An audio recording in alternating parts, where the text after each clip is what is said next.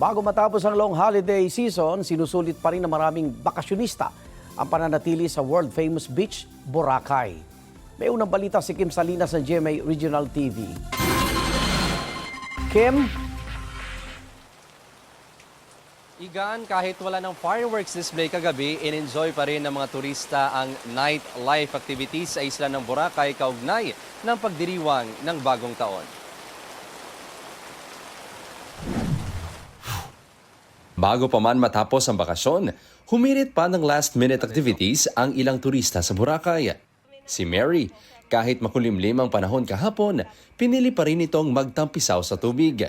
Kahit nga makulimlim, tingnan mo yung dagat natin, maganda pa rin. Last swim to before umuwi.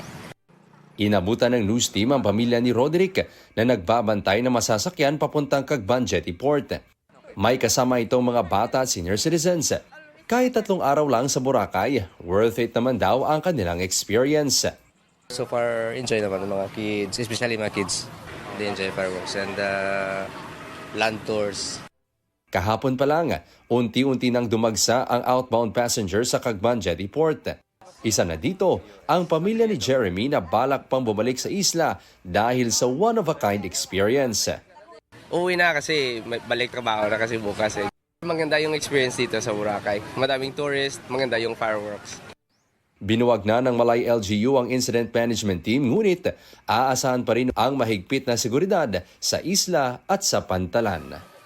Sa port naman natin, may mga assign naman tayo mga personnel dyan. Ang province kasi nag-operate ng ating dalawang port.